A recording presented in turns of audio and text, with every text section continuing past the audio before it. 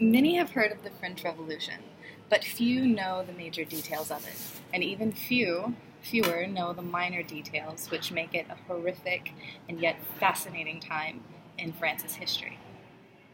An uprising in France during the 1700s seems irrelevant to Americans, but it has surprising links to the start of the US, and today I will walk you through why and how the French Revolution started, key players in the revolution, and the long-term effects that the revolution had.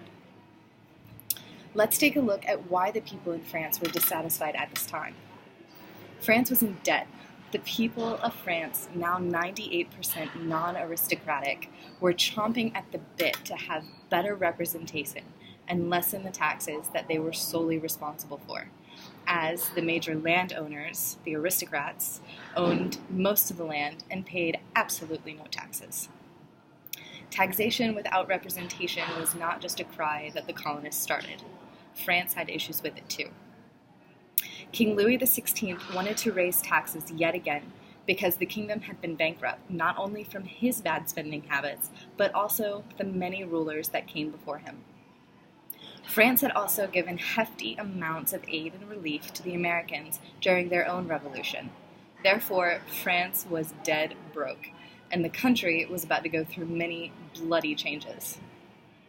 King Louis called together the Estates General, a representation of the nobility, clergy, and the common folk.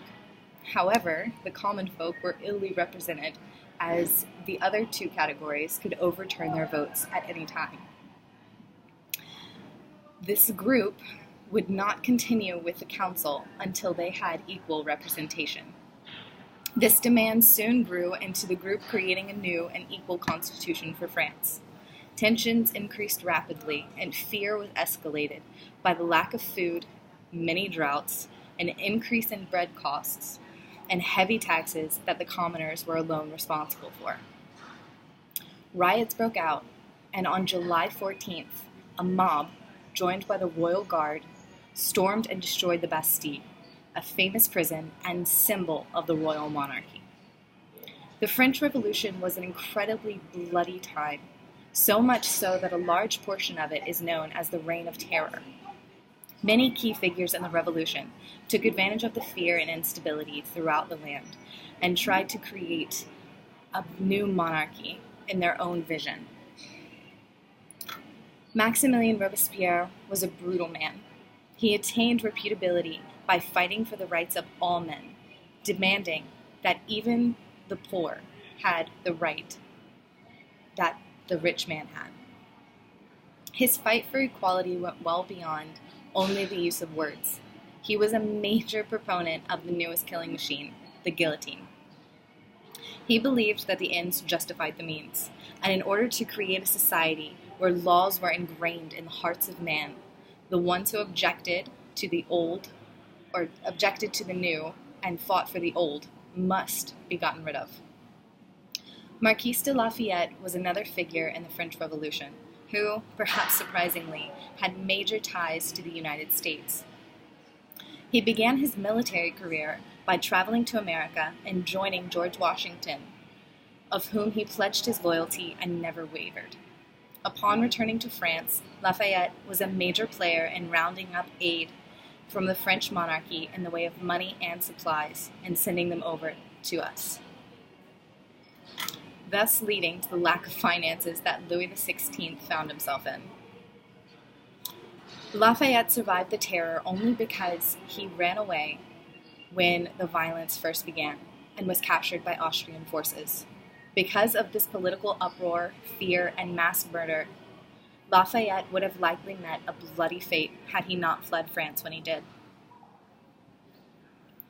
The key figures made a huge impact on the beginning of the French Revolution, a point in history that had major impacts on not just the political standpoint at the time, but also the way in which governments interact with their people. Prior to the revolution in France, the Catholic Church had a major foothold in daily life because it had close ties with the monarchy. Because of these close ties, the clergy were a hated lot and were targeted, rounded up, and murdered via the guillotine so that those in power could establish an anti-religious regime They even went so far as to rename the months of the year.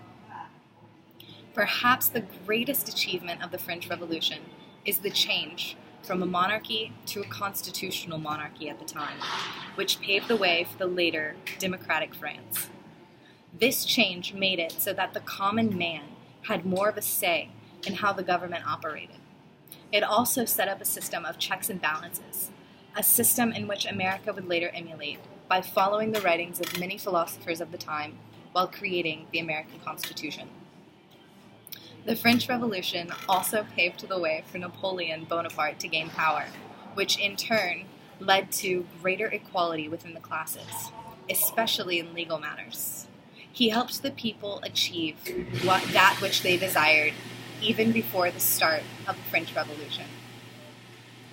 Now that you have perhaps a greater insight on the French Revolution, I'd like to end by sharing some interesting facts.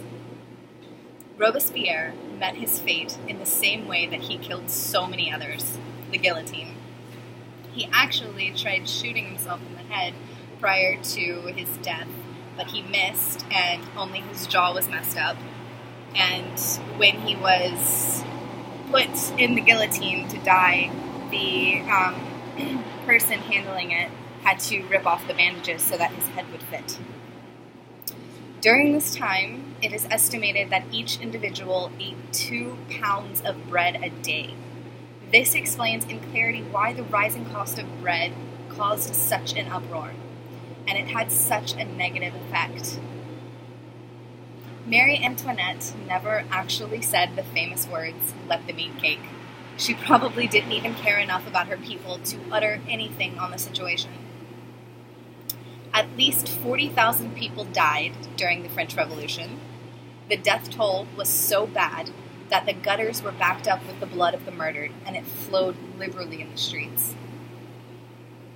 The French Revolution was a dark time in the world's history, but it wasn't without cause, nor was it without effect.